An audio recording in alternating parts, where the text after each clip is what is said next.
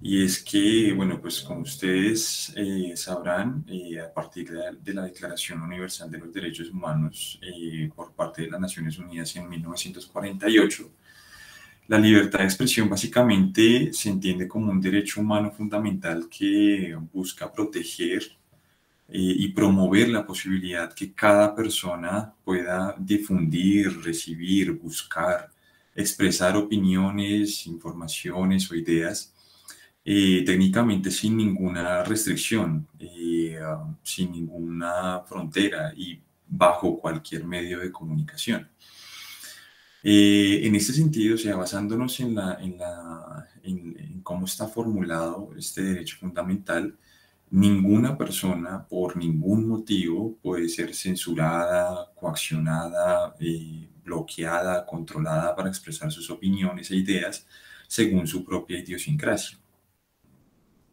Que estas tecnologías, las tecnologías de la información, o sea, eso veníamos diciendo que así se ha formulado el derecho a la libertad de expresión desde hace ya 70 años, ¿sí?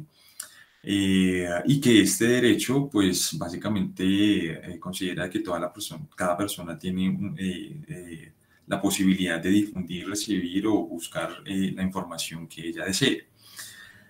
Sin embargo, como lo venía diciendo, las tecnologías de la información y la comunicación, por ejemplo, como pues, las redes sociales, que en un principio favorecieron la libre expresión, o sea, para que las personas pudieran, incluso también para comunicarse, y esas mismas tecnologías facilitaron el acceso a innumerables recursos digitales, aparentemente han tenido un efecto adverso sobre este derecho fundamental. ¿Y por qué han tenido un efecto adverso? Eh, pues dada la creciente popularidad y descontrol de las noticias falsas, los discursos y comentarios xenófobos o racistas en redes sociales, o pues los contenidos digitales que difunden teorías conspirativas sin evidencias, pues esos, por ejemplo, eh, son las observaciones que yo he visto en los que posiblemente la libertad de expresión ha desbordado sus límites y que pues puede conllevar a la vulneración de otros derechos fundamentales, que es una de las consecuencias de este efecto que ha tenido las noticias falsas, los discursos de odio y las teorías conspirativas en las redes sociales. Entonces, pues como lo anticipaba el póster de la conferencia, pues esta charla tendrá como fin indagar desde la reflexión filosófica la pertinencia de redefinir los límites de la libertad de expresión como un derecho en un mundo digitalizado. Además, teniendo en cuenta pues la interdependencia con otros derechos fundamentales como son la justicia y la democracia en general. Para ello, bueno, ya sin más introducción, quisiera presentarles cuál va a ser el orden de presentación de esta conferencia. Quisiera aclarar que para pues, no agotar su capacidad de atención ni su tiempo, mi intervención no superará los 70 minutos, algo un poco más de una hora, pensando en que también al finalizar y en virtud del programa de diálogos con egresados, pues ustedes puedan hacer los comentarios, las preguntas o intervenciones que deseen.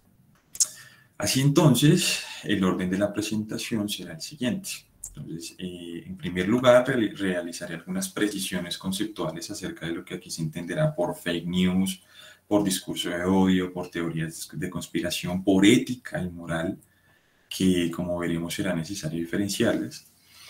Y es que estas precisiones conceptuales y este marco conceptual nos permitirá mantener una continuidad dentro del objetivo de la conferencia, porque incluso el mismo término de libertad de expresión tiene distintas connotaciones, como las jurídicas, las legales, las éticas, las sociales, las políticas, que de todas esas connotaciones, pues por cuestiones de tiempo no podremos analizar aquí. Entonces, por eso me gusta traer como esos conceptos y que todos los compartamos y que todos los podamos mantener durante la conversación, la charla. En segundo lugar, bueno, intentaré introducir el problema central que he querido abordar en esta conferencia y que parte de la hipótesis, por decirlo así, de que las noticias falsas, los discursos de odio y las teorías de conspiración difundidas a través de las redes sociales coartan, corroen, erosionan el sentido del derecho a la libertad de expresión y suponen un gran peligro para la democracia. Como les comentaba antes, lo que quiero exponer aquí parte de un interés personal en investigar este fenómeno desde la filosofía y que por lo tanto pues no es es un tema que apenas está en desarrollo, que no se consolida como tal una conclusión definitiva y pues que está sujeto de futuras construcciones y correcciones seguramente. Dentro de este mismo punto, dentro del segundo punto, expondré algunas de las soluciones o iniciativas que se han llevado a cabo desde diferentes organizaciones no gubernamentales, así como instituciones académicas alrededor del mundo para mitigar el impacto muchas veces nocivo de las noticias falsas y los discursos de odio que circulan en redes sociales. En tercer lugar, trataré de articular lo expuesto en el punto 2 e introducir así lo que a mi entender sería la parte filosófica del asunto, y es que tendrá que ver o tiene que ver con los límites de la libertad de expresión. Sin embargo, cuando hablo de límites, y ahí ya introduzco o quiero aclarar ese concepto, cuando hablo de límites no me refiero tanto a unas fronteras conceptuales concretas, ¿sí? O bien definidas, acerca de cuando alguien puede abusar su derecho a la libertad de expresión, ¿sí? De su derecho a la libertad de expresión, perdón, ¿sí? O sea, no es tanto unos límites que a veces se consideran desde las teorías del derecho subjetivo o algo así, no.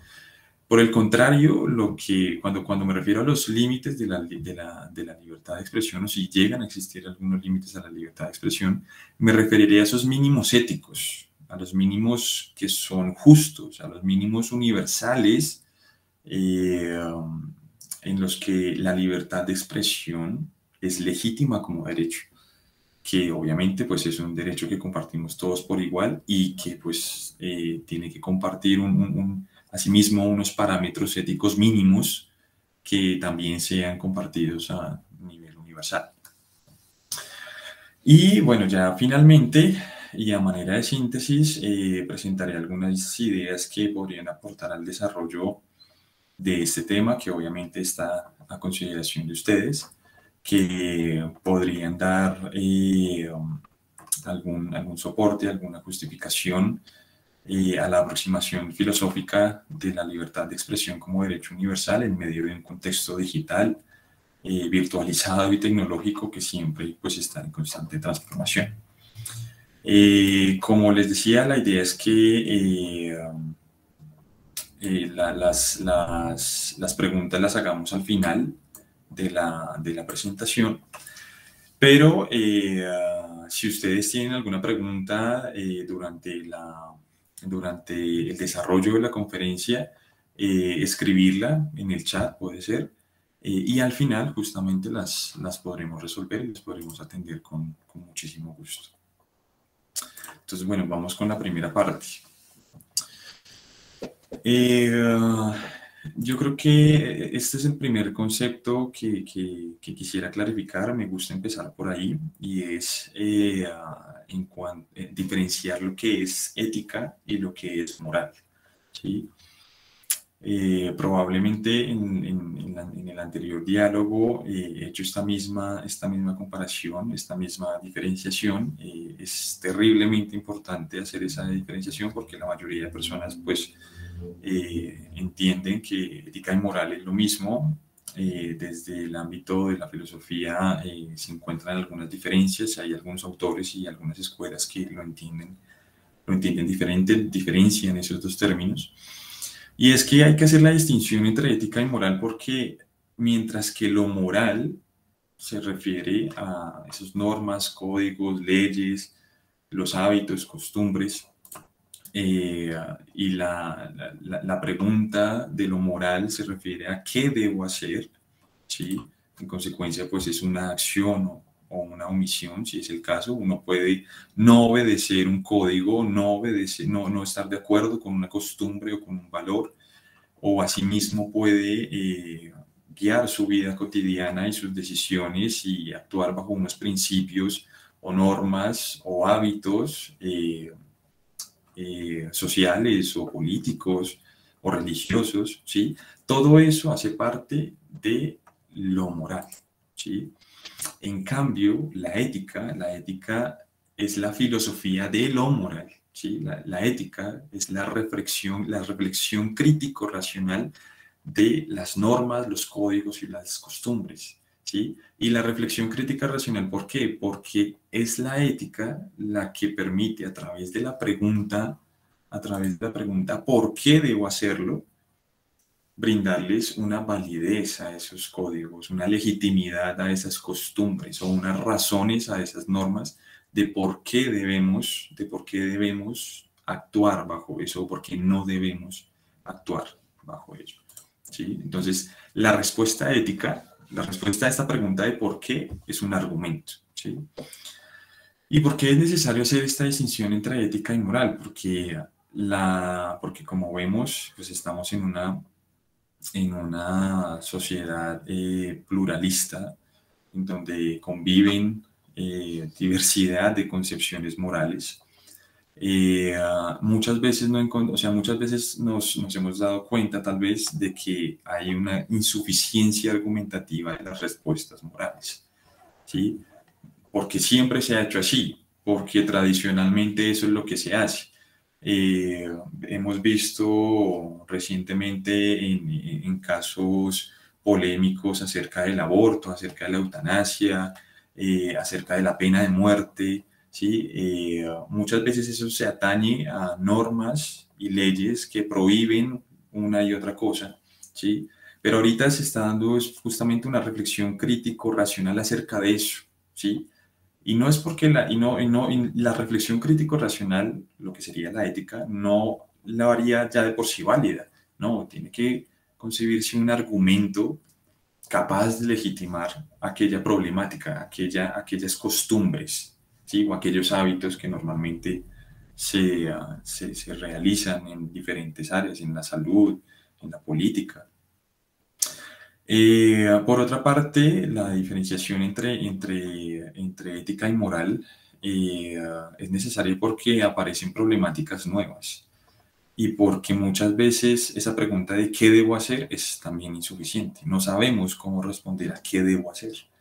¿Sí? Y por eso este tema de las fake news y de las teorías de conspiración, la viralidad, el alcance que han tenido estas teorías, muchas veces no, o sea, no sabemos controlarla, no sabemos cómo detener esa capacidad viral de las noticias falsas, esta infodemia que también yo creo que todos fuimos testigos el año pasado e incluso este año con la pandemia del COVID, ¿sí? Todas las noticias falsas que circularon acerca de su propagación, de su creación, incluso incluso teorías conspirativas era para poder controlarnos, y si no era la enfermedad del COVID como tal, entonces pasaron a ser ya las vacunas las protagonistas de las teorías conspirativas, etcétera, etcétera, etcétera. Entonces, fijémonos que la ética como reflexión crítico-racional nos permite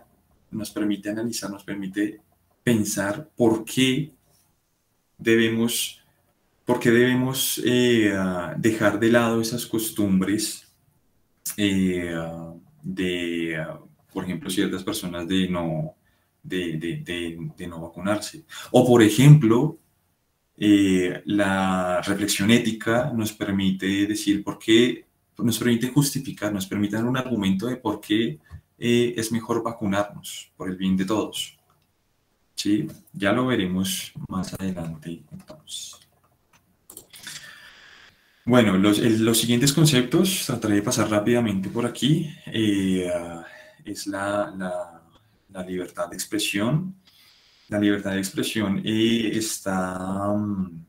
está promulgada por diferentes tratados, pactos, especialmente, por ejemplo, pues está la base, que es la Declaración Universal de los Derechos Humanos en el artículo 18 y 19. Sin embargo, en el pacto de los derechos civiles y políticos del 66, o sea, ya unos 20, casi 20 años, 18 años después de esta primera declaración, también están contemplados como, la libertad de expresión está contemplada como derecho político y civil, y asimismo se han ratificado en múltiples tratados a nivel regional y a nivel mundial, por supuesto. Entonces, la libertad de expresión se define, como ustedes pueden ver, como que toda la persona tiene derecho a la libertad de pensamiento, de conciencia y de religión. Este derecho incluye la libertad de cambiar de religión o de creencia, así como la libertad de manifestar su religión o su creencia individual y colectivamente, tanto en público como en privado, por la enseñanza, la práctica, el culto o la observancia. Fijémonos que esta definición base, la verdad es que se ha ido modificando con el tiempo y con los tratados que les comento, porque ahora la libertad de expresión no solamente tiene que ver con religión y con conciencia, sino también con discurso, también con las acciones. La libertad de expresión también incluye o abarca, aunque son separados, también incluye o abarca la libertad de prensa, ¿sí? Tomo a la base esta definición de la libertad de expresión de la Declaración Universal, porque de cierta forma deja un campo muy amplio también para su posterior desarrollo, porque como veremos, realmente esta definición, pese a estar transformada, requiere de muchísima más actualización para afrontar justamente esas problemáticas que se han venido dando con relación a las fake news y a las teorías de conspiración, como formas de expresión de ciertas ideologías. El otro que quisiera analizar acá es el discurso de odio. Al igual que la libertad de expresión, el discurso de odio ha tenido diferentes transformaciones. Realmente, dentro de lo que yo investigué, esta es la definición más amplia que podemos encontrar de discurso de odio. Me gusta mucho esta definición porque por esa segunda parte que ustedes pueden encontrar en la segunda, después del paréntesis y los puntos, ¿sí? Y es que el discurso de odio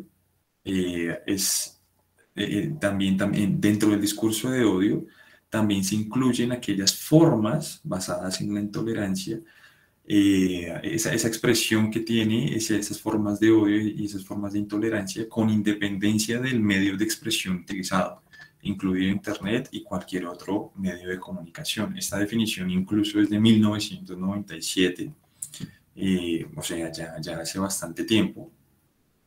Pero lo más importante del discurso de odio, que no tienen la mayoría de definiciones, es justamente la inclusión de que el discurso de odio también se considera, la expresión del discurso de odio también se considera los medios de comunicación, sea Internet o cualquier otro nuevo. Yo creo que justamente cuando promulgaron esta definición en el 97, pues seguramente no había toda esta popularidad que ha tenido en las redes sociales, ¿no?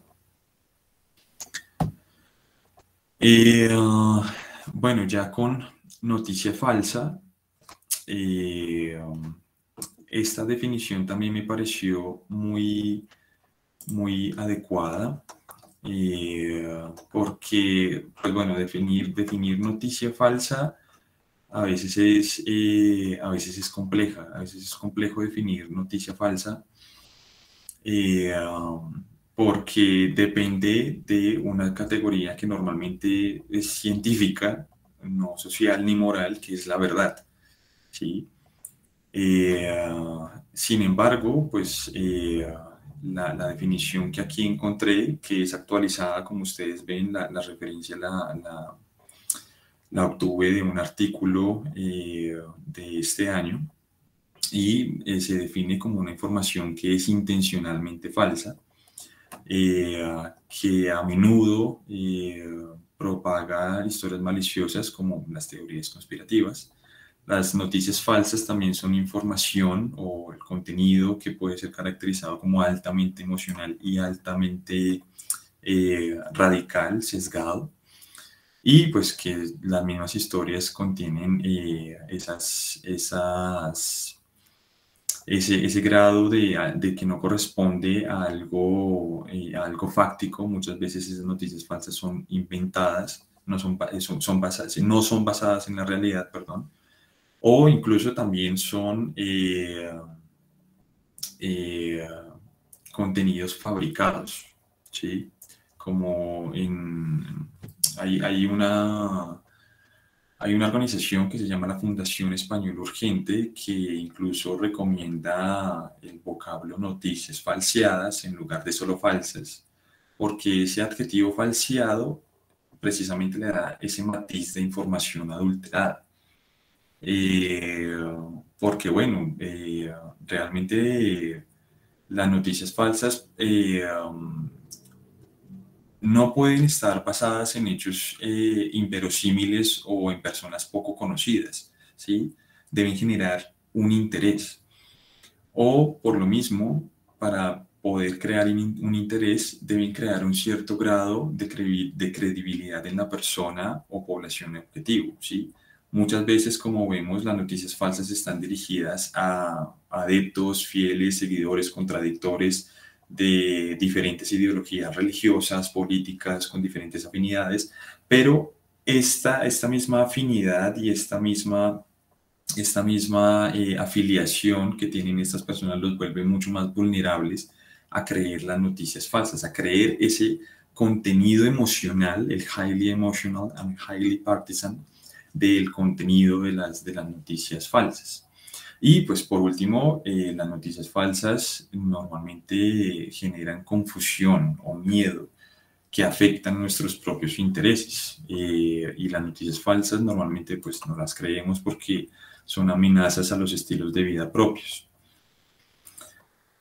O la estabilidad, o también afectan la estabilidad del ambiente social y político.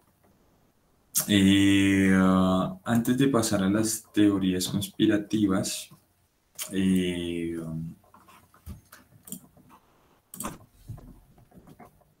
quisiera también decir que, bueno, que aunque esta definición de fake news es incluso muy amplia, pero contiene lo principal de lo característico de las noticias falsas. Como les decía, determinar qué es y qué no es falso es muchísimo más complejo hoy en día.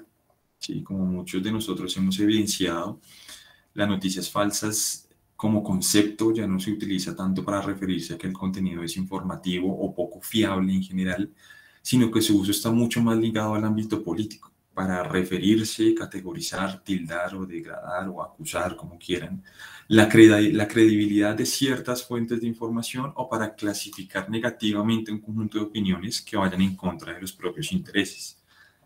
Ya hemos visto que múltiples actores políticos han caído en estas noticias falsas, ¿sí?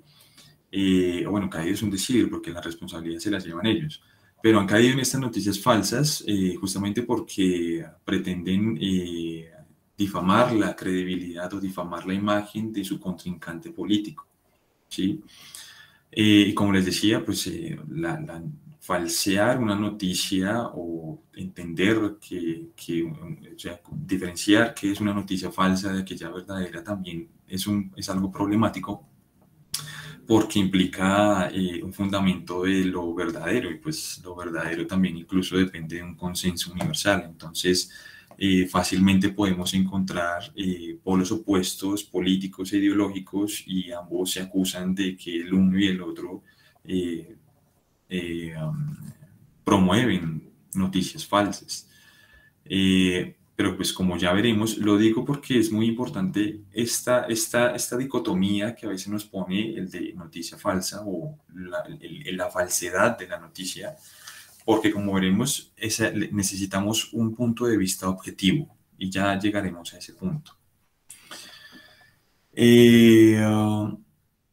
Por otra parte, bueno, las noticias falsas también terminan siendo muy autocomplacientes, ¿no? Eso también tenemos que tenerlo en cuenta, porque nosotros también tenemos nuestros sesgos, nuestras ideas políticas, nuestras ideas religiosas, nuestras propias convicciones morales.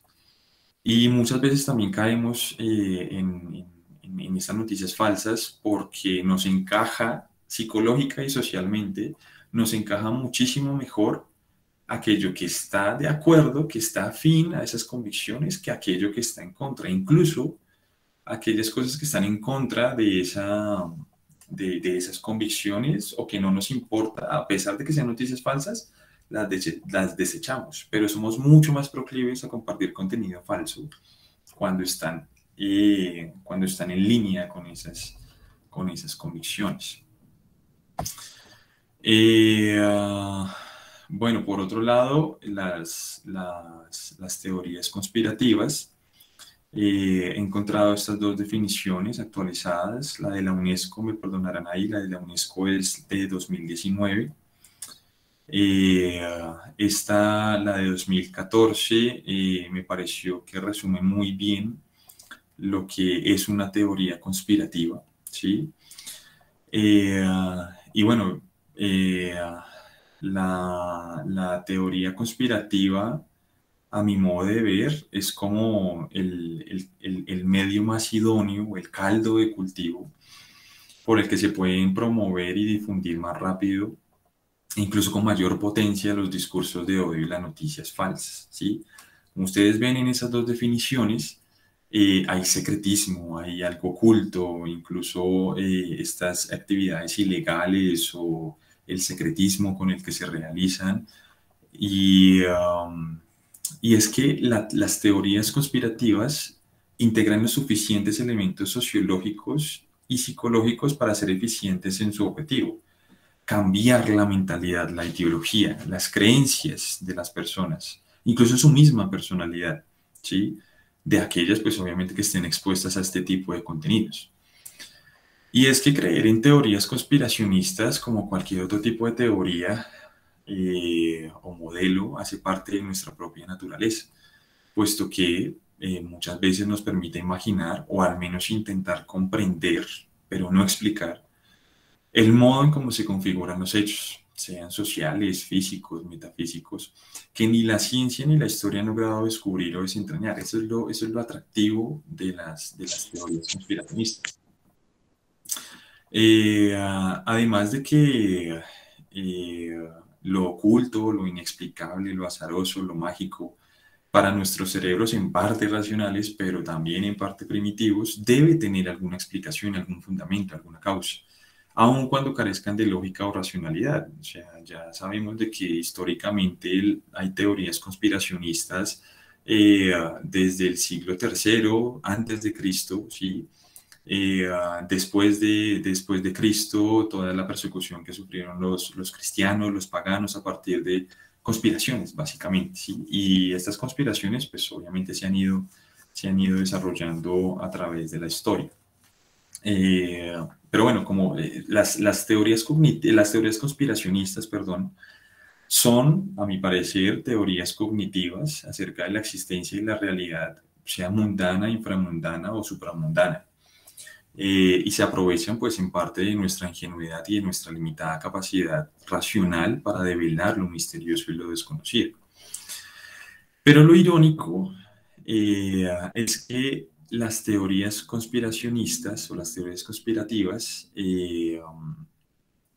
parece que proliferaran o se fortalecieran cuando el conocimiento científico y el avance prosperan, muchas veces en beneficio de la humanidad. Entonces basta con mirar la llegada del hombre a la luna, pese a estar motivada por asuntos pues, políticos y propagandísticos, o el descubrimiento de nuevas vacunas y tratamientos para diferentes patologías y enfermedades, o, pues más reciente, en el desarrollo de nuevas tecnologías para la comunicación y la información, como fue el caso del 5G. Sí, o sea, si ustedes ven el desarrollo de la vacuna contra la COVID, las vacunas contra la COVID, fueron súper ágiles, pero definitivamente fue la tormenta perfecta para crear todo tipo de conspiraciones. ¿Sí? Lo mismo la tecnología 5G. La tecnología 5G, pues eso es básicamente, lo tengo entendido así como una interconectividad muchísimo más rápida y muchísimo más global, pero pues fijémonos que eso también fue como el terreno suficiente para decir que, bueno, la tecnología 5G era la causante del coronavirus. Pero bueno, a mi juicio, aunque las teorías conspirativas, a pesar de este secretismo y todo, son atractivas e interesantes, eh, para nosotros, pues son atractivas para nosotros porque llena ese vacío que deja la desinformación, el desconocimiento o la simple ignorancia sobre los hechos del mundo. De nuevo, lo que pasó con la COVID y con lo que pasó con las vacunas. Eh, y es que también hay que tener en cuenta que las teorías conspirativas también fluyen mucho más rápido porque contamos con medios de comunicación ya también mucho más avanzados para acceder a cualquier tipo de información en cualquier momento y lugar.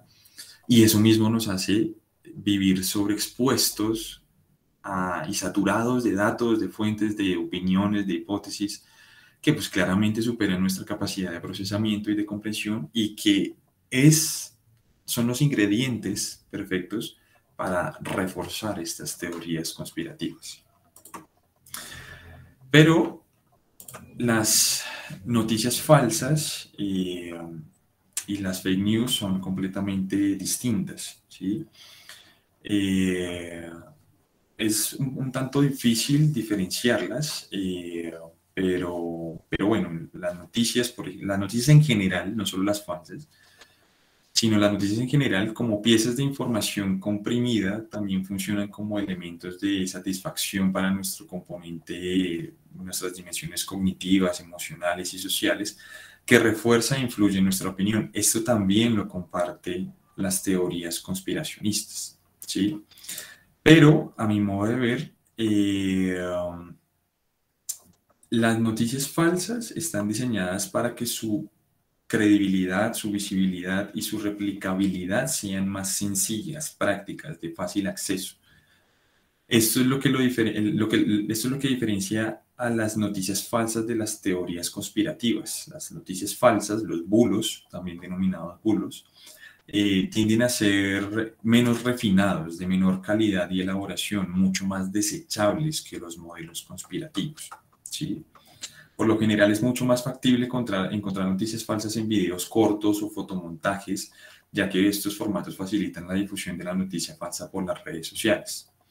Por el contrario, las teorías conspirativas requieren una mayor elaboración y estructura, y por lo mismo necesitan una mayor atención a los detalles, una lectura, un acercamiento más pausado, unas evidencias más sólidas e interconectadas, no solo contextualmente, que es lo que harían las noticias falsas, sino históricamente, ¿sí? Como por ejemplo lo de los Illuminati, digamos.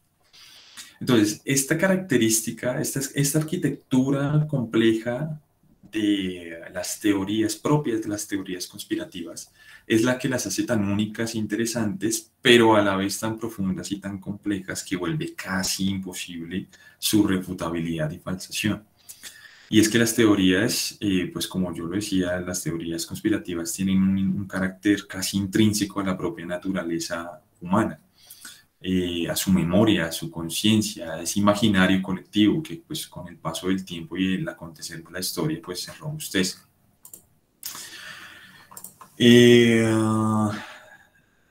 Pero bueno, la cuestión es que las teorías, como lo decía, las teorías conspirativas representan la matriz de las noticias falsas y de los discursos de odio. Hagamos de cuenta que es, en una analogía, si me lo permiten, es una sombrilla. La teoría conspirativa es la sombrilla que cobija todo, todo lo que es noticias falsas, todo lo que son los bulos, todo lo que son discursos de odio, y que justamente permea a la verdad, al conocimiento, ¿sí? Las teorías conspirativas, a mi entender, son peligrosas, son las más peligrosas, las más nocivas, son tóxicas mezclas que tienen su origen en la desinformación, en la mentira, en historias y elucubraciones fantasiosas cuyo objetivo es crear y perpetuar interpretaciones paralelas a la realidad y a la verdad. Las teorías conspirativas son contrarias a la verdad, al desconocimiento, al conocimiento, perdón, a la reflexión, a la crítica. Y por ello, la naturaleza de las teorías conspirativas es manifiestamente injusta, desigual, falsa y en ocasiones hasta mortífera.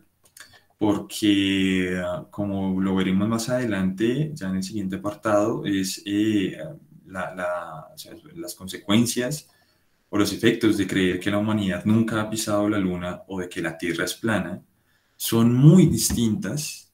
Ambas son teorías conspiracionistas, pero son muy distintos. Los efectos de creer en ellos es muy distinto a creer que pues, hay seres extraterrestres, reptilianos, bajo formas humanas que dominan el mundo, o que algunos líderes demócratas en Estados Unidos hacen parte de una red secreta de pederastas, lo que ha sido el mito conspiracionista de QAnon, o que las vacunas contienen chips o nanotecnología para controlar nuestras mentes, ¿sí? Entonces, fíjense que esto es lo que incluso también permitió a que la pandemia se extendiera muchísimo más. Y ni qué hablar, pues, de la gente que terminó infectada y de la gente que desafortunadamente falleció. Entonces, bueno, pues aunque no todas las teorías de conspiración son potencialmente peligrosas, en todo caso, pues cualquiera de ellas muestra una supuesta verdad, una verdad alternativa en base a un conglomerado de desinformación, evidencias modificadas o, pues, o evidencias fabricadas. Entonces, ¿cómo afectan los discursos de odio? Que es la segunda parte. ¿Cómo afectan los discursos de odio, las noticias falsas y las teorías de conspiración a nuestra democracia y a nuestra salud mental?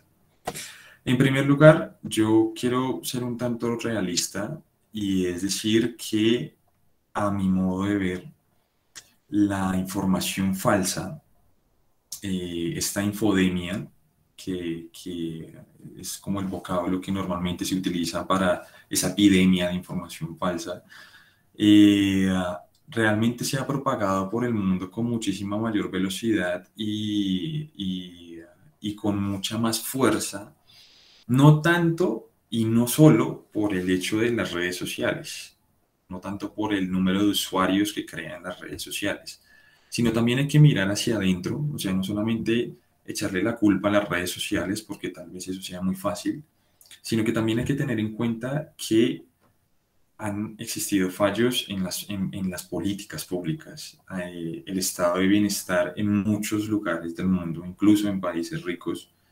está también fallando. Es un fracaso el estado de bienestar y que se puso en evidencia en, con la pandemia. También fallos en la seguridad, porque realmente los estados no han podido ya garantizar dignamente, valga decir, la seguridad de sus ciudadanos, ¿sí? Por eso necesitan, o por eso las teorías conspirativas también dan ese aluvión, ese abrazo ese falso, ese ingenuo abrazo de seguridad, ¿sí? De que la explicación está ahí y es mejor conocer la explicación que lo desconocido, que quedarse ignorante. Lo mismo también los fallos en la igualdad económica y social, ¿sí? O sea, todas estas crisis eh, institucionales, más que nada, y en el poder público, creo yo que también han permitido, creo que también han permitido la aparición o que ha permitido potenciar el impacto de las noticias falsas, los discursos de odio y las teorías conspirativas. Entonces, los efectos, hay efectos de esta infodemia que a mi juicio pueden clasificarse en efectos sociales, políticos, psicológicos y emocionales. ¿Sí? Los efectos sociales, bueno, creo que la mayoría lo hemos visto, especialmente en estos últimos 2 años que fueron de un agite ambiental, político, social muy fuerte. Y es, por ejemplo, que las teorías conspirativas y las noticias falsas han podido reforzar eh, las ideologías extremistas, ¿sí? Eh, como es en el caso de Estados Unidos, que es más visible, es mucho más visible en Estados Unidos con el caso de los Proud Boys, que son los que están arriba, de amarillo y negro, o los American Wolf, que también son norteamericanos y que son parte de la ideología de la ultraderecha estadounidense, o pues también las mismas, el mismo movimiento Antifa, el movimiento antifascista, que son el polo opuesto, pero que también son productores y difusores de noticias falsas y teorías conspirativas, ¿sí? O sea, aquí realmente tampoco quiero hacer una apología a una u otra ideología, sino tratar de evidenciar justamente esos efectos sociales que tienen los discursos de odio y las teorías conspirativas. Por otra parte están pues los efectos políticos, ¿sí? Recordemos ese episodio que seguramente todos los que vivimos acá en Bogotá y en algunas partes de Colombia, también se vivió en Cali especialmente, esa noche del 21 de noviembre del 2019, antes de pandemia, ¿sí? Cuando hubo ese caos, ese miedo, ese pánico generalizado que fue producto, sin duda, de las noticias falsas. Claro, en ese momento se estaba viviendo un periodo de agite político, estábamos en paro nacional en ese momento también, pero al caer la noche, las noticias falsas se difundieron por Twitter, por Facebook, por WhatsApp y terminamos viendo imágenes casi que surrealistas y antológicas, como eran los vecinos en los conjuntos residenciales armados con palos, con varillas, algunos armados, y sí, estaban reaccionando no frente a lo que estaban viviendo, sino frente a lo que estaban viendo en el teléfono, que, valga decir, se comprobó que era información fabricada, que era una noticia falsa.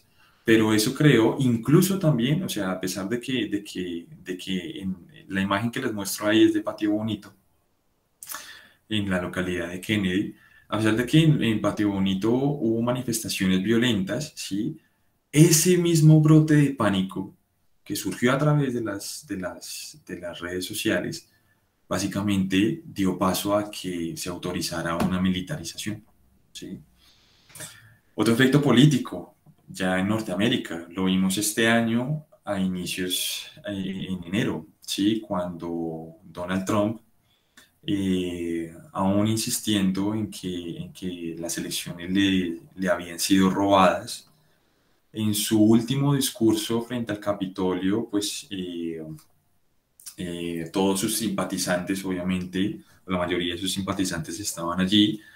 Las palabras no las quise traer acá, el discurso no lo quise traer acá, no me quiero enfocar tanto en eso, pero sus palabras eh, posiblemente provocaron que sus simpatizantes, a los minutos después de terminado su discurso, se tomaran el Capitolio, entraran por la fuerza al Capitolio. Y esta misma imagen también se vio en el Bundestag en Alemania, en el Parlamento alemán. Y curiosamente, en Alemania también se veían simpatizantes de Trump, simpatizantes de esta teoría conspiracionista QAnon. Entonces, fijémonos que los líderes políticos están también utilizando estas noticias falsas y estas teorías conspiración, o estas teorías de conspiración, no tanto para ganar votantes o para quedar mejor parados en las elecciones o algo así, digamos que eso es obvio, sino porque las noticias falsas y las teorías de conspiración son instrumentos de dominación, son herramientas de poder que mueven a la gente. Han movido a la gente para llegar al Capitolio, que fue un momento histórico. Lo mismo en el Parlamento alemán. En el Parlamento alemán no lograron entrar. Las fuerzas policiales alcanzaron a retener la manifestación, pero también tiene ese efecto político en el otro lado, al otro lado del océano. ¿Sí? Y aquí en Colombia, pues, ni se diga. Por otro lado, pues están los efectos psicológicos, que eso es lo que aprovecha las noticias falsas y las teorías conspirativas en nosotros psicológicamente, ¿sí? Y es que, pues, también estamos, o sea, así como estamos predispuestos a buscar y sostener aquello que es agradable, placentero o cómodo, o que convalide o confirme nuestras propias convicciones y creencias, también estamos en, en posición de rechazar aquello que nos genera miedo, ¿sí? Las noticias falsas también tienen ese ingrediente de que, justamente como les decía anteriormente, en la diapositiva anterior, hay una amenaza que crea en el ambiente perfecto a una amenaza y a un peligro, muchas veces inexistente, o que se exagera en la noticia falsa, y que evidentemente de ahí crea una casi respuesta refleja a compartir esa información, ¿sí? Porque es un acto casi reflejo cuando las noticias falsas llegan a nuestro teléfono, a nuestras redes sociales, y las compartimos porque es chocante. Recuerden la definición que llevamos arriba de noticia falsa. Highly emotional, es altamente emocionante, ¿sí? Eh, y es que justamente lo particular de las noticias falsas es que al ser emitidas en el momento adecuado, su impacto es mucho más efectivo sobre las emociones, especialmente el miedo, y lo que hace, o sea, ese impacto sobre las emociones hace menos probable que sometamos a un juicio crítico esa noticia, ¿sí? De aquí que pues esa viralidad y esa frecuencia con que las noticias falsas se reproducen sean mucho mayores en situaciones excepcionales como las elecciones democráticas, las protestas violentas o estallidos sociales, eventos catastróficos naturales o terrorismo, porque las noticias falsas, o sea, cuando las percibimos, automáticamente nuestro cuerpo y nuestra mente entran en estado de alerta. Y esa tensión, ese estrés y ansiedad permiten que el umbral del miedo esté mucho más bajo y el contenido de la noticia se cuele, digamos, en nuestra cabeza a la primera oportunidad.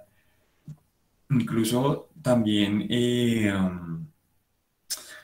se ha demostrado que el hecho de que sea altamente emocional, necesitamos también contrastarlo con personas que son afines a nuestra propia ideología o afines a creer o a sentir lo mismo que nosotros, porque el recurrir a otras personas también nos hace validar o confirmar esa información tan chocante y emocional que estamos viendo.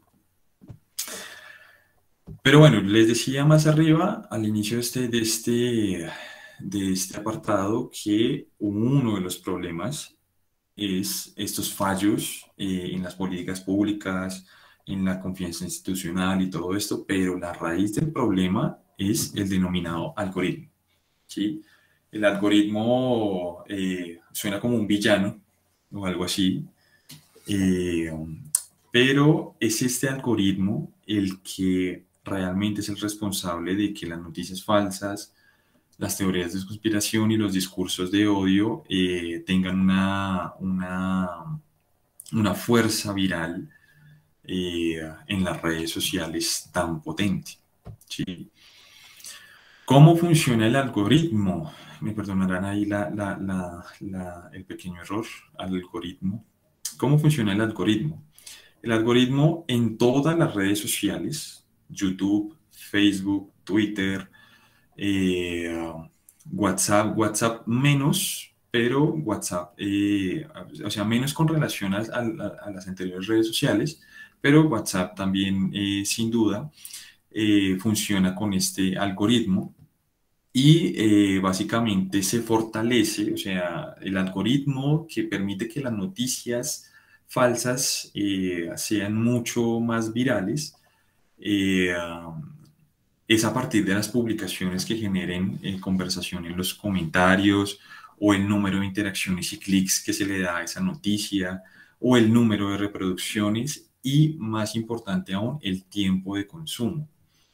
Con frecuencia, y probablemente lo sabrán, realmente el algoritmo de Facebook está diseñado, el algoritmo de Facebook y YouTube particularmente, está diseñado para que entre más tiempo uno vea un cierto contenido, más le llegará información y recomendaciones relacionadas al video que uno más tiempo vio, ¿sí? O asimismo el contenido que uno más comparte, o las páginas o usuarios o perfiles que uno visita. Todo esto permite fortalecer el algoritmo, ¿sí? Permite que esta fórmula que a la final funciona en la web, esta fórmula que funciona en la web permite fortalecerse, le permite compartir, le permite a uno tener muchísima más información acerca de noticias falsas o teorías de conspiración o contenido radical, que ese también es muy importante tenerlo en cuenta. El contenido radical, sea de ideología de extrema derecha o de extrema izquierda, también tiene una gran carga de contenido falso, de contenido difamatorio, apoyan teorías conspirativas, por supuesto, y son muy populares en YouTube especialmente. Aquí hay dos personajes que he querido traer, citarlos brevemente. Uno es Guillaume Chalot, me perdonarán ahí la pronunciación, pero Guillaume Chalot era un ex trabajador, ex programador de Google. Parte de su creación es justamente este algoritmo que hace YouTube tan adictivo, tan popular. Y yo creo que él, como más que nadie, lo conoce, ¿sí? Como les digo, ya no trabaja para Google. Él tiene su propia versión en un documental eh, que se llama El Dilema Social, si no estoy mal, The Social Dilemma. Es como de hace 2 años más o menos, popular también en Netflix. Lo recomiendo si alguno no lo ha visto. Y él también da ese testimonio sobre este peligroso algoritmo, ¿sí? Eh, y es que el algoritmo detecta a las personas más vulnerables o susceptibles a este tipo de contenidos e intenta lavarles el cerebro con teorías conspirativas. Entonces, el algoritmo les mostrará cientos de veces un cierto tipo de contenido, una teoría conspiracionista o una noticia falsa, que al poco tiempo empiece la persona a creer en ella o a creer en ellas, las noticias. Tanto que llegará al punto en que dirá, pues esto tiene que ser verdad, porque si ya recibí unas 200 recomendaciones de YouTube y mi Facebook está inundado con todo esto, pues no sé, con noticias sobre el terraplanismo, por ejemplo, pues quizás sea cierto, ¿no? Y es que, pues, en una red tan grande como lo es Facebook, como es YouTube, eh, um, nadie controla los contenidos. Y las corporaciones tampoco se van a hacer responsables, no se hacen responsables, ¿sí?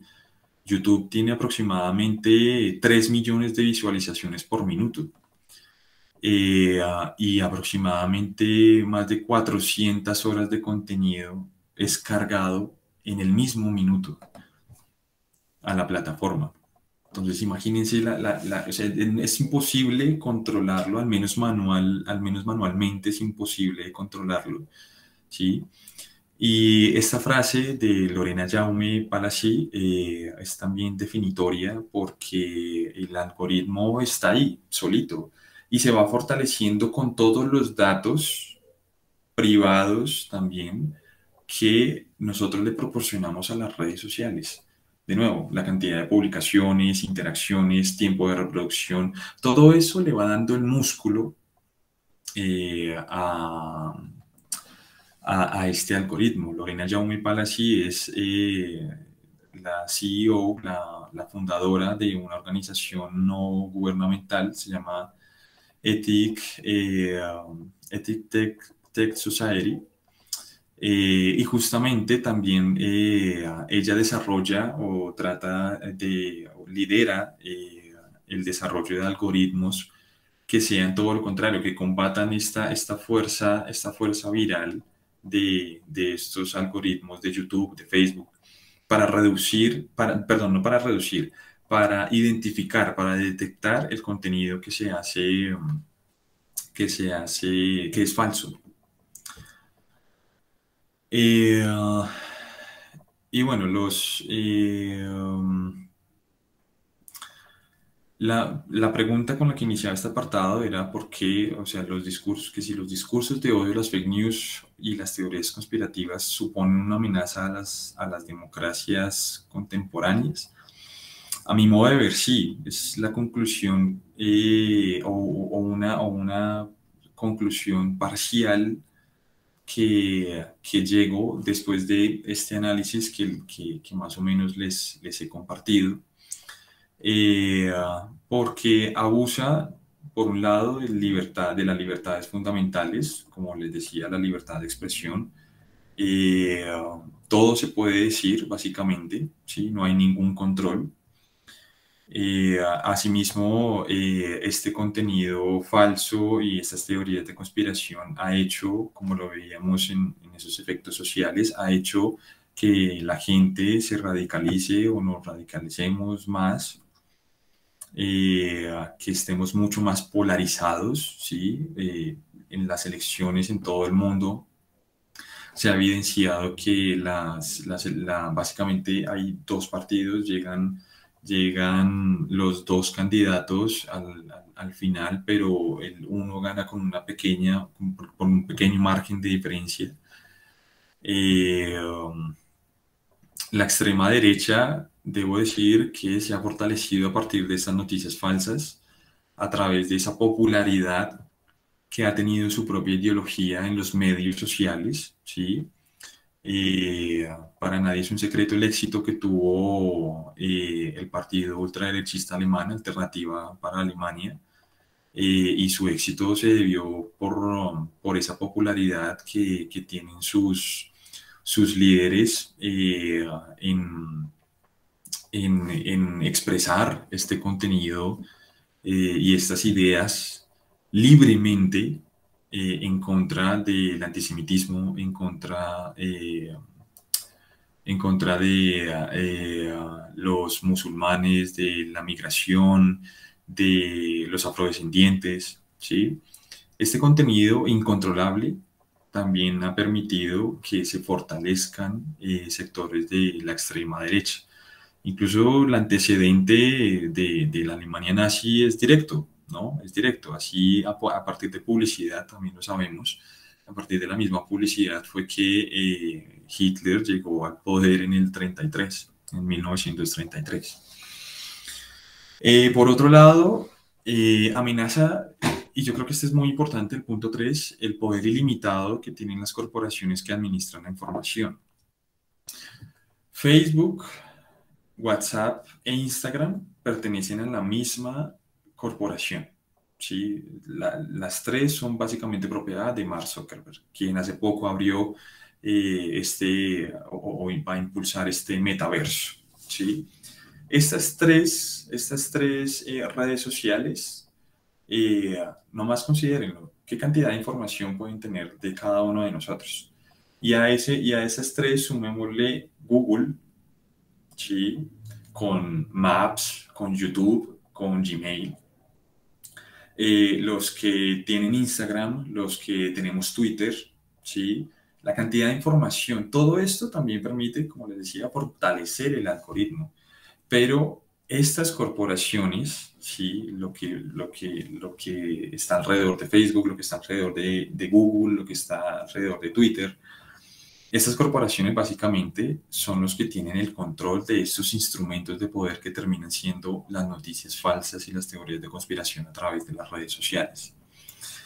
Los discursos de odio también ha favorecido las acusaciones sin fundamento, la violencia, la intolerancia. ¿Eso qué quiere decir? Que ha reducido mucho más la capacidad de diálogo, la capacidad de debate, la capacidad de comprensión, que son fundamentales para una democracia. Y pues, por supuesto, como les decía, también en parte por esa capacidad que tiene de impactar en nuestras emociones, también se ha evidenciado una pérdida de pensamiento crítico y pues de comprensión lectora. Eh, Estas son frases justamente que quise traer para soportar estas razones por las cuales los discursos de odio, las fake news y las teorías de conspiración son una amenaza para nosotros y para nuestras democracias, ¿sí? Por lo cual, pues hay que atender hacia esas tres fases.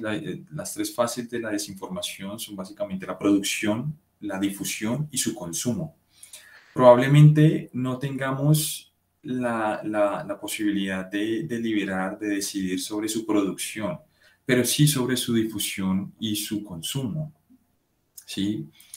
Eh, es necesario también, por ejemplo, que además de propender hacia el autocuidado, eh, como ya muchas veces lo hemos visto, hay también que propender por una higiene moral, higiene mental a través de las redes sociales, ¿sí? Evitar someternos a todo este tipo de contenidos.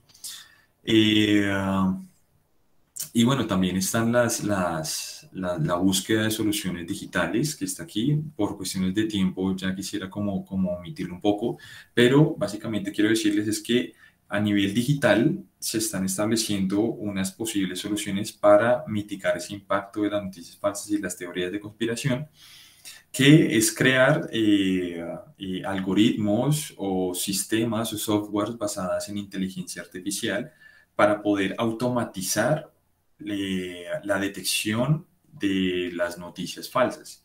Hasta ahorita, las organizaciones no gubernamentales que se han encargado de eso lo hacen literalmente de forma manual. Sí, claro, crean el algoritmo manual, pero como no tiene tanta potencia, pues no tiene suficiente alcance el algoritmo que ellos crean. Asimismo, por ejemplo, con otro tipo de software se pueden detectar los famosos deepfakes, que son estos videos que a partir de otros algoritmos permiten falsear voz o falsear el rostro de una persona. Y bueno, también las campañas de prevención, ¿no? Entonces, bueno, como yo les decía, hay una diferencia entre creer que una persona, que hay líderes mundiales que son reptilianos, que por ejemplo las estelas de los aviones son sedantes para las personas, que el alunizaje fue falso, que la Tierra es plana. Esa es una cosa muy diferente. Otra cosa también muy diferente es a creer en estas teorías en que las vacunas tienen el 5G o lo de o que el virus es provocado por el 5G o esta cuestión de los pederastas del QAnon. El QAnon básicamente cree que hay un estado paralelo al oficial, que en su momento pretende o pretendía este estado paralelo derrocar internamente al expresidente Trump, entre otras muchas cosas, pues bastante surrealistas. O sea, estos dos ejemplos que les daba anteriormente es creer en teorías conspirativas, ok, listo. O sea, hasta cierto punto son argumentables, son sostenibles, ¿sí? Pero hay otras muchísimo más peligrosas, como lo que sucedió alrededor del Pizzagate. Esto también lo sostienen los conspiracionistas de QAnon. El Pizzagate fue un evento desafortunado, si no estoy mal, hace un año, que básicamente se difundió el rumor por internet de que había niños atrapados en esta pizzería Comet, que había niños atrapados que estaban a punto de ser llevados a una red de tráfico sexual. Hubo personalidades que evidentemente replicaron esta noticia. Hubo un personaje afín a QAnon, afín a la ideología de la extrema derecha de Estados Unidos, que armado llegó hasta la pizzería Comet, asesinó a creo que 5 o 9 personas, la verdad no estoy seguro del dato, lo confirmaré luego si me perdonan. Pero pues obviamente se encontró con que no había nada, no había niños, no había una conspiración, no había nada. ¿Sí? Eso es el peligro, ese es el extremo que puede llevar, ¿sí? Porque el asalto a Estados Unidos, el asalto al Capitolio también dejó 6 personas muertas. El del Bundestag en Alemania no fue llevado a cabo completamente, pero este es el producto que deja ahora el algoritmo, que deja ahora el descontrol que hay de estos contenidos en las redes sociales.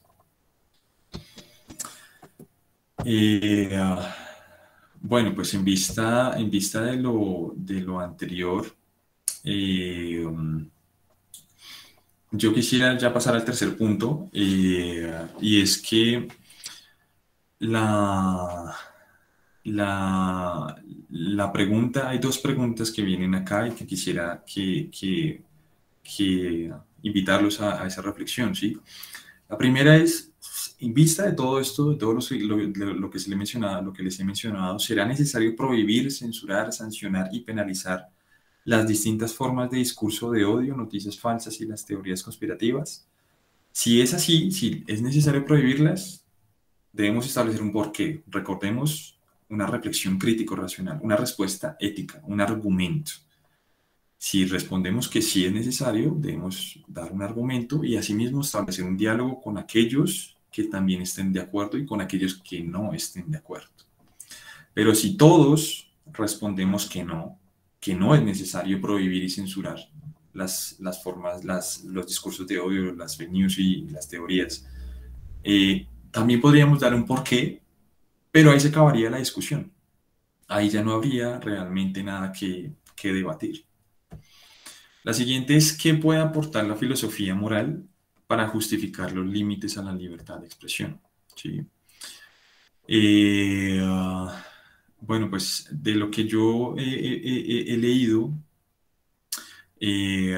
pues es de lo que les he compartido, perdón, de lo que les he compartido, a mi modo de ver, las estrategias, digitales que se promueven para mitigar este impacto de las fake news, pues realmente son un tanto insuficientes porque no hay una responsabilidad corporativa, por un lado. El algoritmo no es lo suficientemente potente como para contrarrestar el efecto del algoritmo de las noticias falsas. Y porque la verificación de los contenidos falsos también depende de la contrastación con fuentes oficiales, con los hechos verdaderos, pongámoslo así, ¿sí? Que como pues ya vimos al principio, es problemático también establecer ese límite entre lo verdadero y lo falso. Pero bueno, porque es que cuando yo retuiteo algo o comparto algo, un contenido sin verificar en Facebook o en WhatsApp, realmente, si lo vemos así, coaccionamos nuestra propia libertad de expresión, coartamos nuestra propia libertad de expresión, porque dejo que mi opinión o mis creencias sean reemplazadas o manifestadas por el autor o los autores que crean y viralizan la información falsa. Además, pierdo mi capacidad crítica, o sea, mi propio criterio, mi propia capacidad de reflexionar y de participar y decidir sobre mi entorno y sobre las cosas que me afectan a mí o lo que me rodean, a mi propia realidad, o mejor dicho, a mi propia forma de ver el mundo. Las noticias falsas y las teorías conspirativas tergiversan el sentido democrático de la libertad de expresión. Esto es autocensura, es sometimiento. Bueno, el problema central, como digo, gira en torno a la censura, a la coacción del derecho a expresarnos libremente. ¿Esto qué quiere decir? Y aquí el punto al que quiero llegar con la filosofía moral. Si nosotros decimos que sí a la respuesta a la pregunta anterior, ¿sí? Sé que si será necesario prohibir o censurar, eso significa que podríamos crear una ley, ¿sí? Pero el asunto es que tratándose de nuestra libertad de expresión, de nuestro derecho a la libertad de expresión, no puede ser cualquier ley, no puede ser una norma que venga del Estado directamente o de las corporaciones de las redes sociales o eh, supongamos que de las organizaciones no gubernamentales que tan fuertemente trabajan para reducir el impacto de estas noticias falsas. No puede provenir de otros agentes, no puede provenir de otras personas, ¿sí? Al tratarse de la libertad del derecho a la libertad de expresión, perdón, ¿sí? Cualquier norma o cualquier ley o cualquier restricción sobre esa libertad debe estar legitimada sobre las bases de la democracia contemporánea, es decir, sobre lo que estaríamos dispuestos a ceder, a limitar de nuestros propios derechos para salvaguardar la verdad, ¿sí? Mejor dicho, debe delegar que esta normativa, que es una propuesta normativa a un gobierno, a una corporación o una organización particular para regular los límites de la libertad de expresión, socavaría la soberanía y la dignidad absoluta de cada persona y pues la propiedad inalienable que cada una tenemos sobre nuestros mismos derechos, a la par que se extralimitaría cualquier autoridad y poder estatal o político para regular la convivencia entre los seres humanos. De aquí que la respuesta, a mi juicio, a esta pregunta sea la de la ética del discurso, ¿sí? La ética del discurso o ética dialógica es una corriente filosófica dentro de la filosofía moral cuya principal contribución resalta la importancia de la deliberación, del diálogo y del consenso en la corrección y legitimación de normas, ¿sí? O sea, las normas solamente son válidas y legítimas si todos estamos de acuerdo, si a partir de ese diálogo y de esa deliberación estamos de acuerdo en la consecuencia que se puede seguir de esa norma. En este caso, por ejemplo, la de prohibir las noticias falsas o las teorías conspirativas.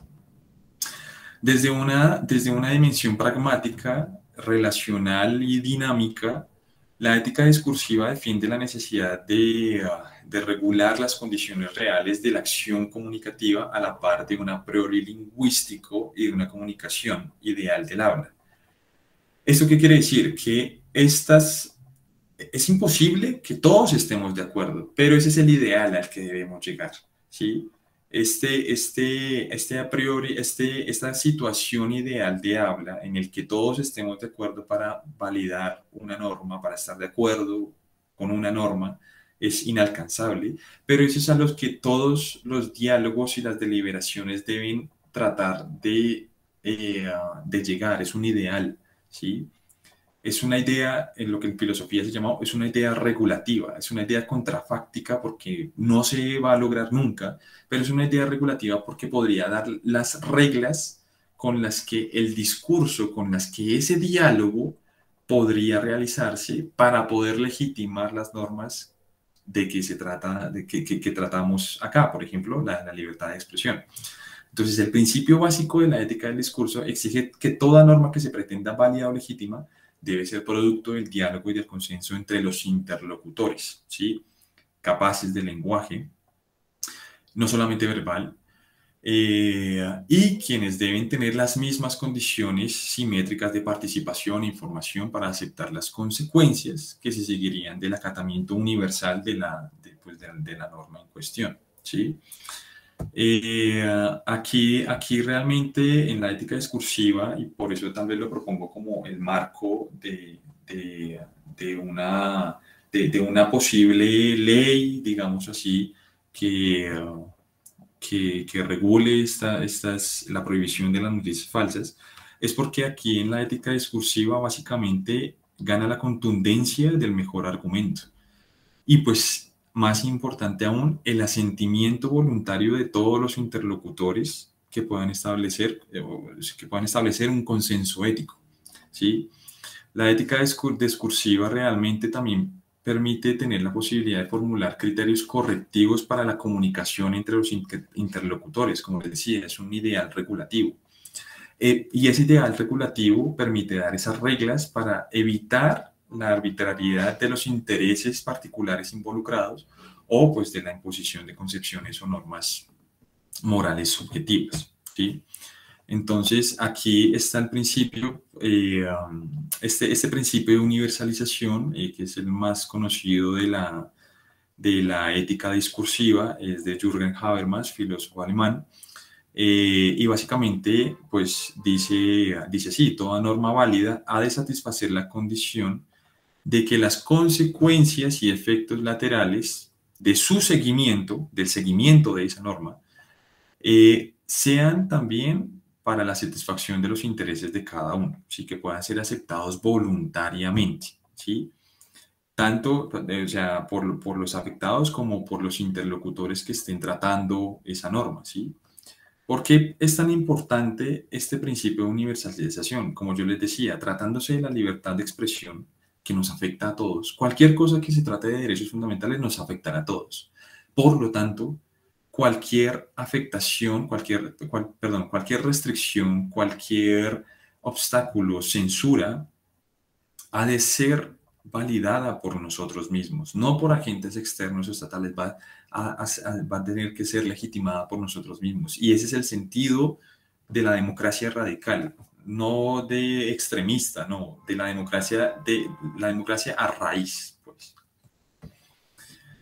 Ya con esto, bueno, me pasé de tiempo, lo siento mucho. Y es que realmente, pues, en todo esto de las noticias falsas y las teorías conspirativas, pues realmente pienso yo que además del autocuidado, también hay que brindar argumentos, ¿sí? Esos argumentos implican de que, por ejemplo, eh, quienes defienden esas teorías conspirativas y quienes defienden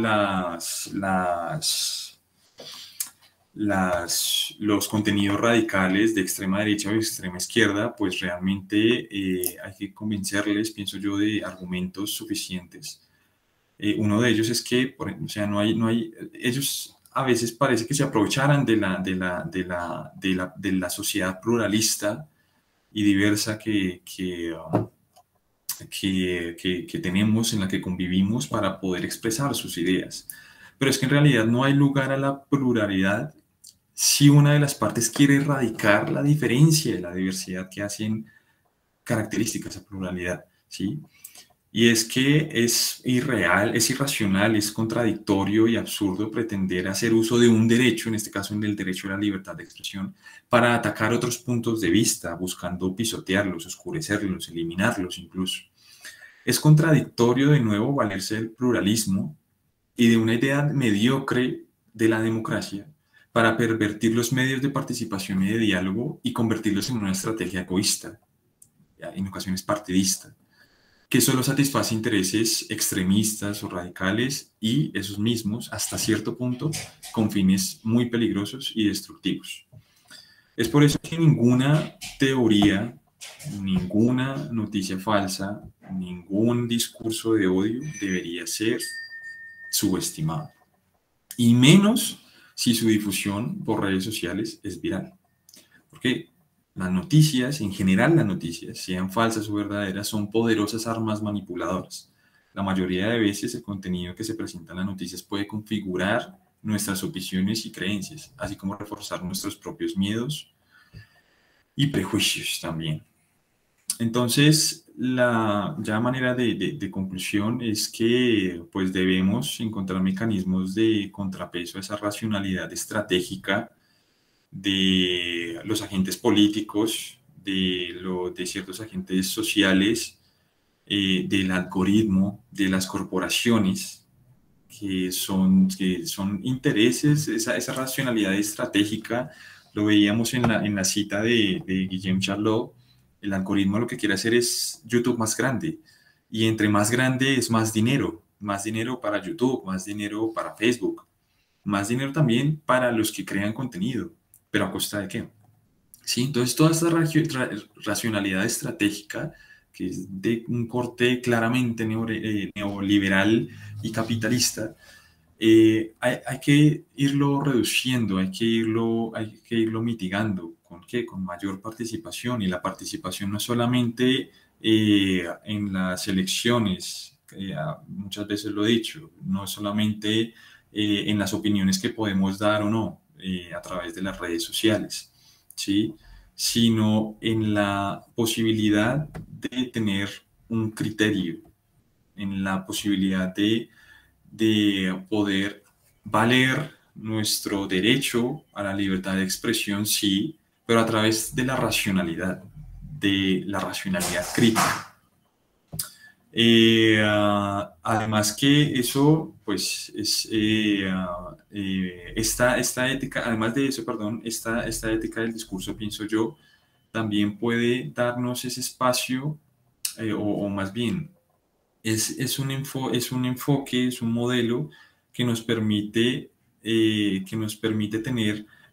consolidar los argumentos que promuevan ese respeto por todos los derechos de todas las personas en todos los espacios, incluyendo también el virtual, ¿sí? A partir de reglas que tengan a la base el diálogo, la deliberación, la comunicación, el reconocimiento mutuo, en fin, pues la intersubjetividad. Y ya, bueno, ya como reflexiones finales, quiero dejar esto tal vez a debate. De nuevo pido disculpas porque me excedí bastante con el tiempo, quería darle más tiempo al debate, al diálogo. Todavía nos queda, si es posible, no agotando la paciencia y el tiempo de los participantes. Y bueno, pues muchísimas gracias por su atención. Aquí están las referencias bibliográficas que utilicé para esta investigación, o por lo menos para lo que les he presentado. Y bueno, quedo atento a sus comentarios o preguntas.